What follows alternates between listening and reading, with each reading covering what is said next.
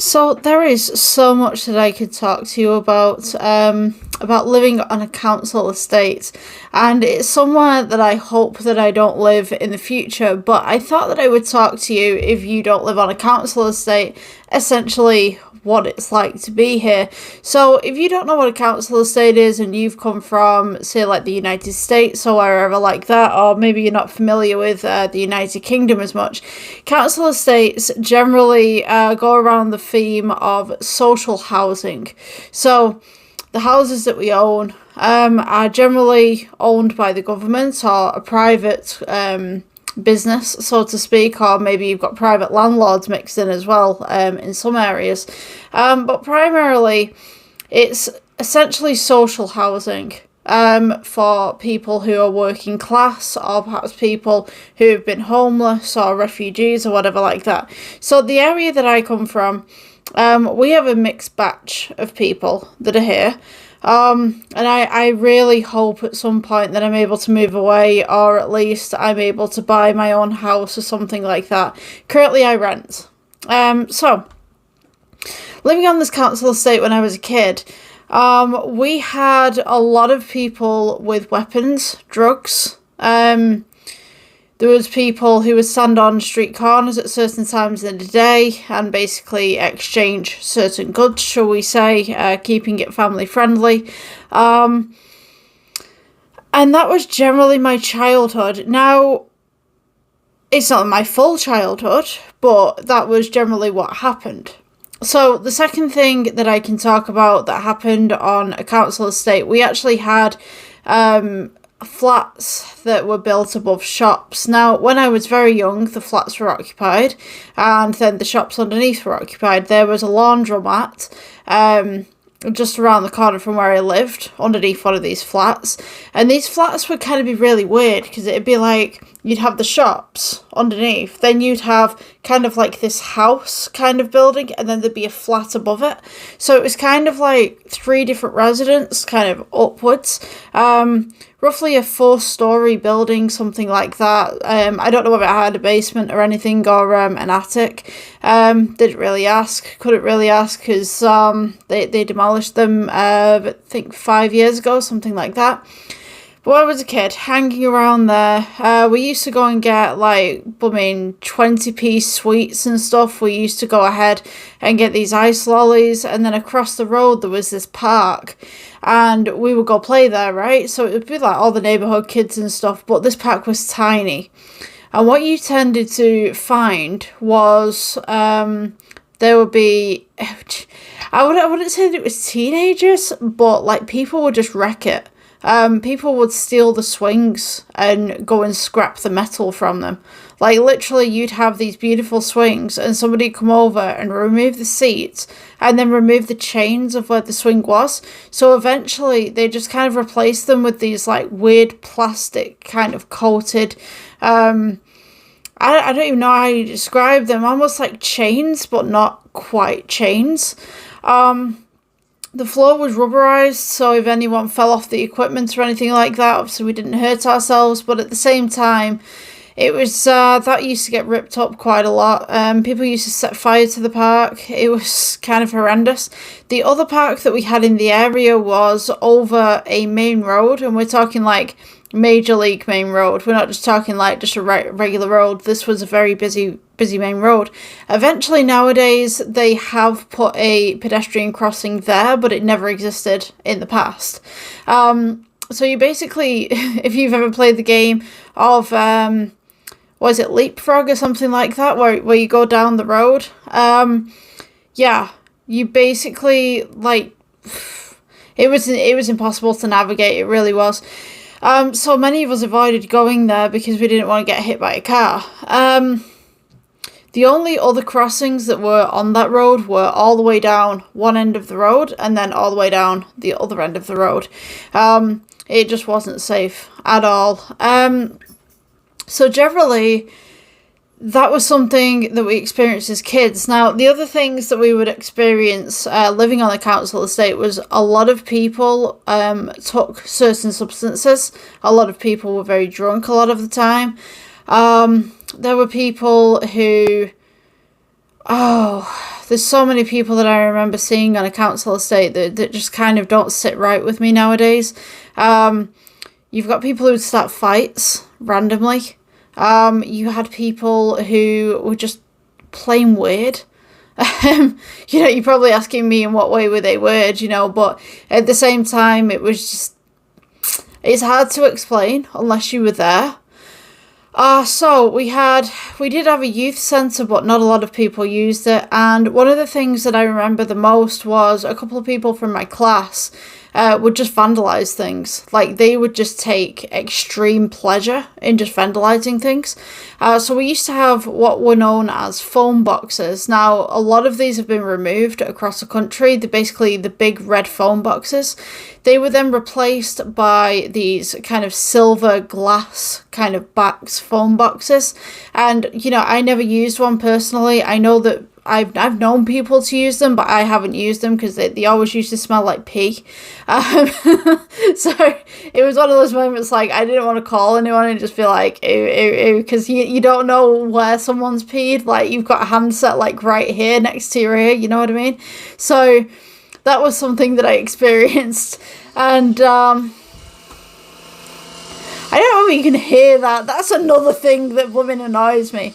The windows are so thin. Someone's doing some gardening apparently. I'm not going to stop them because obviously it's during the day, it's sociable hours, but like, my gosh, it's raining outside. I actually thought that I had a break today. So yes, that's, where was I up to? I can't concentrate now.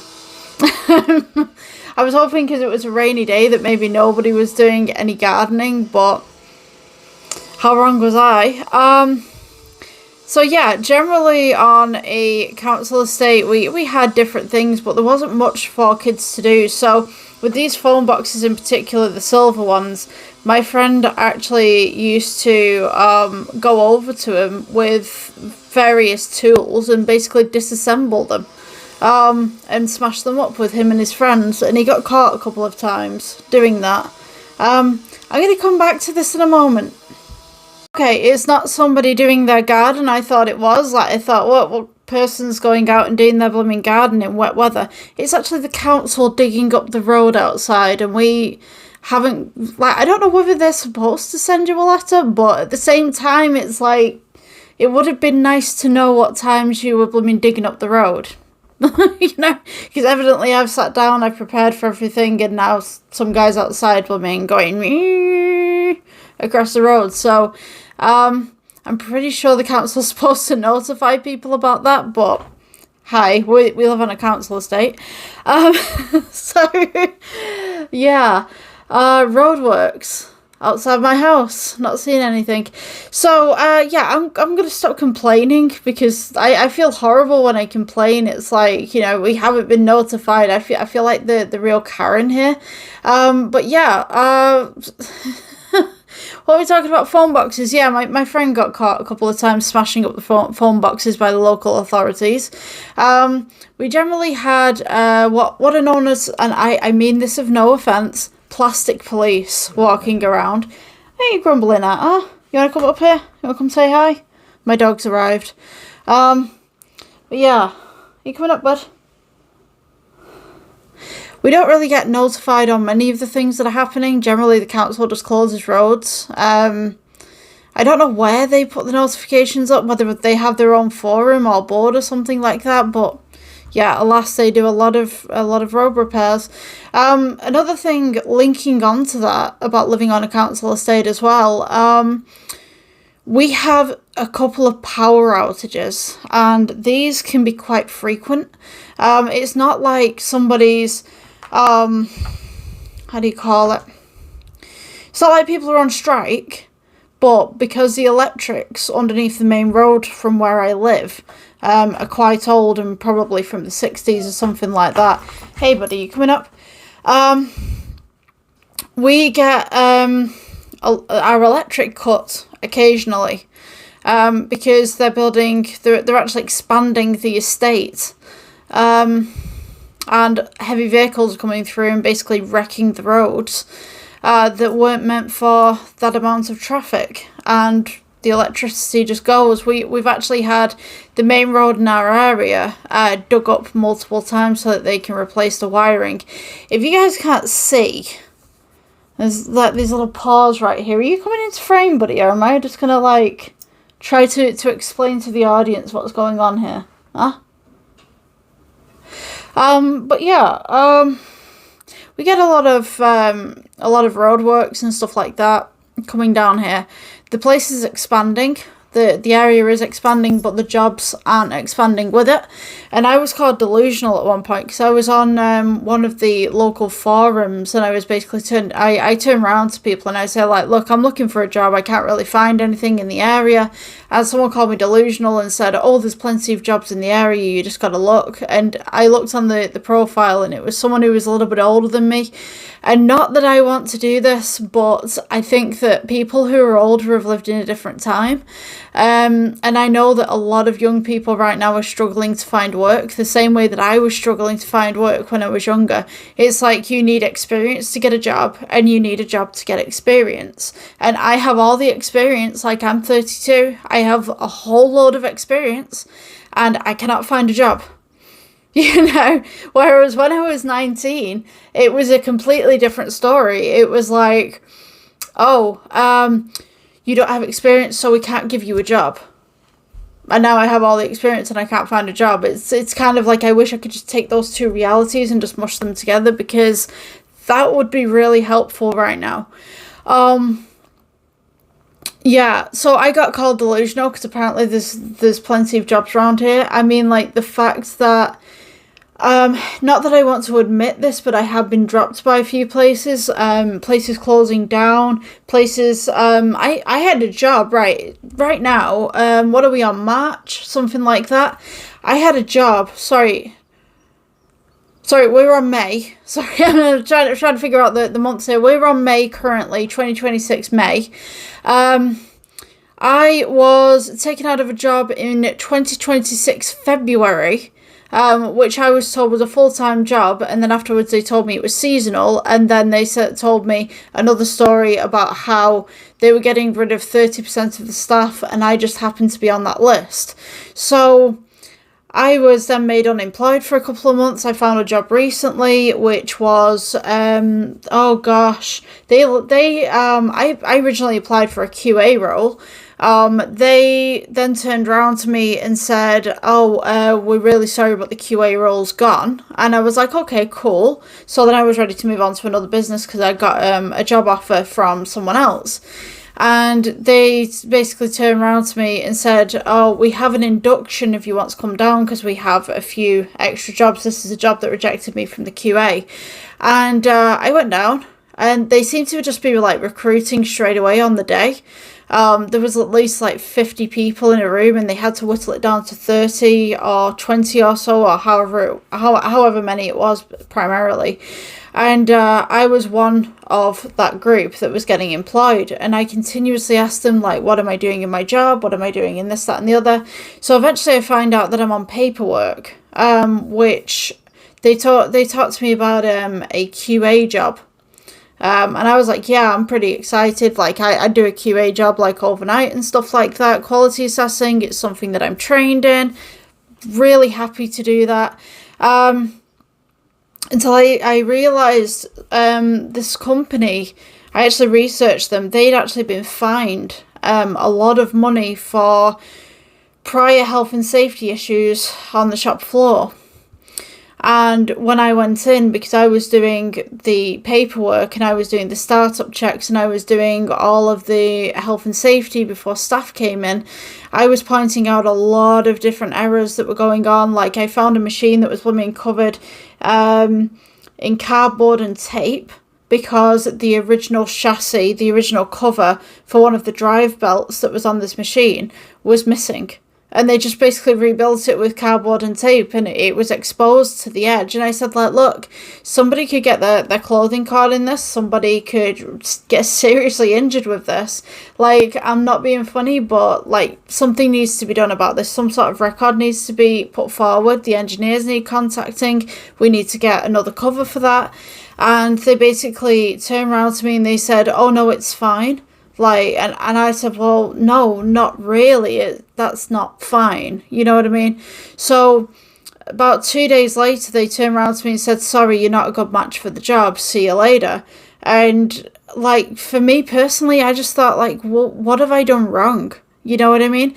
And this is the kind of jobs that exist in the area where it's minimum wage, or they're just looking for people who will just willingly do jobs, like, without questioning what they're actually doing. And it's like, in my area, there are a lot of people, and I see this on the groups all the time. Like, for me personally, I went to college, I did English, I did German, I did Russian. You know what I mean? I'm quite linguistic, the way that things are, but there's a lot of people in my area who can't read and write. They just can't. The local high school, which was actually on a TV program at one point, I won't mention which one or which high school, you know, no names, faces, or places, but yeah, I think they're back in special measures. They were in special measures when I was a kid, when I went there, and the teaching was horrendous. All I remember doing in that school was just watching American films all the time. That was all we did. It was always like Waterboy, Mean Girls. I think Boy in the Striped Pyjamas was passed around a couple of times. I don't know whether that's an American film. I think that's a British one, British made. But that was all we did. That was all we did. It was just DVDs and videos just being passed from classroom to classroom. I don't really remember a lot of teaching going on.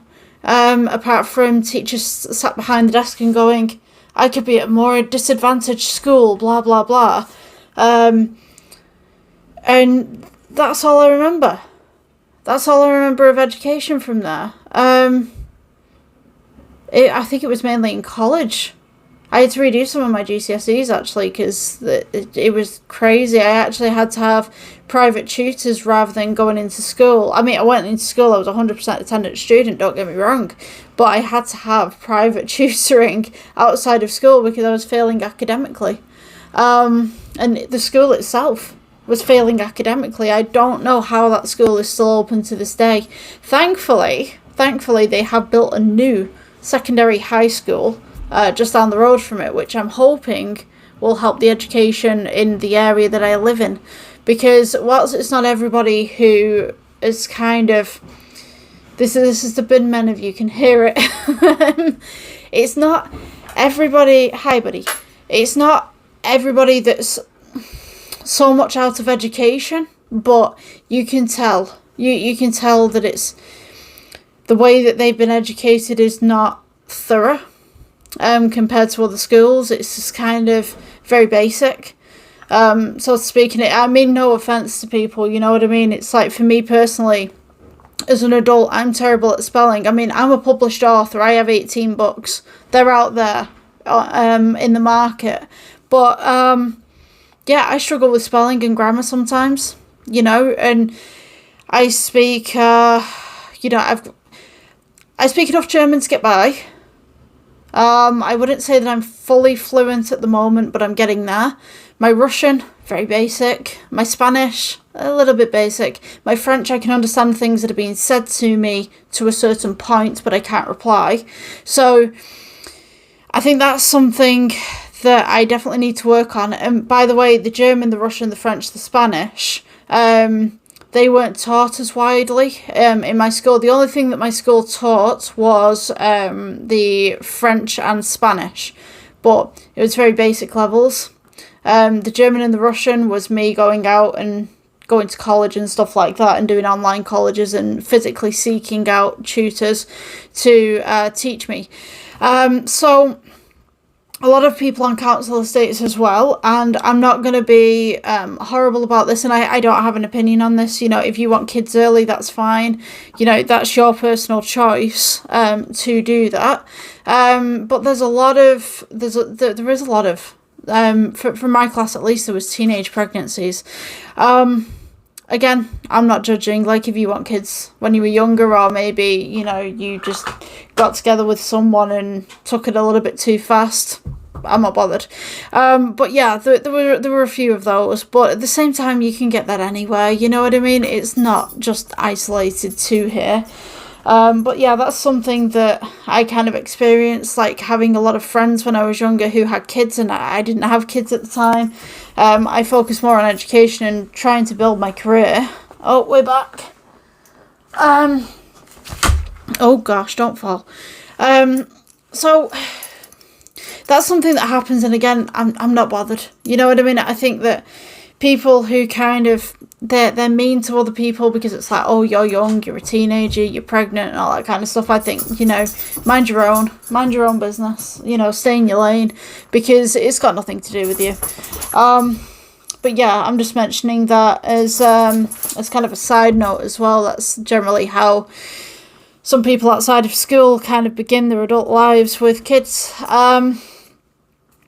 So yeah, it's kind of an interesting bag of people. I wouldn't say that council estates are generally bad. I think that there's this misconception that council estates, everyone's a chav, everyone's walking around in hoodies and tracksuits and all that kind of stuff, and like majority of us, we don't. You know what I mean? We're just people who got into a bad situation, maybe. For my dad, he was a single parent, so he couldn't afford anything quite big, to be honest with you. For me personally, I moved into a flat with my partner, and oh my gosh, you want to hear this one? So the flat that we had was in a really rough area of the council estate that I was living at. One guy made a homemade shotgun, another woman used to walk around with an axe. There was a neighbour who kidnapped someone, and we only knew about the kidnapping because the woman who had been kidnapped stuck her head out the window and said, "Can you call the police?" And we were like, oh my gosh, and it was only afterwards that we found out what had happened. There is a lot that happens, but at the same time, you do get good families in there. You get people like myself, a few other people that I know. We're just here out surviving. We're out here surviving. We don't have enough money to buy our own place. I'm tail end millennial. I grew up with the older millennials, and I grew up with Gen Z. So for me, I'm tail end by about 3 years, I think it is. I think I'm a 93 baby, and I think Gen Z started around 1996, if I'm wrong there. So for me personally, it's like, I'm fine. You know what I mean? Like, I'm fine in a way that I had access to the internet, and I can talk to you guys over here, and I can talk to you about the council estate and stuff like that. Whereas if I was born maybe about 10 years earlier, I probably wouldn't be doing YouTube right now. I probably would have been in my 20s when YouTube started. I think I was like 13 when YouTube first came out, something like that. Don't quote me on that. You're probably going to do the maths yourself. When was YouTube out, and when was 1993? Please, comment section, tell me if I'm wrong. Roughly the age of 13, give or take, because I was born at the end of the year. So technically, I'm tail end millennial by about, I don't even think 3 years. I think it's 2 years, if you want to put it in technical terms. So anyway. Yeah, so growing up in a council estate when I was younger, and especially in the 90s, you'd also have burnt out buildings that the council couldn't care less about.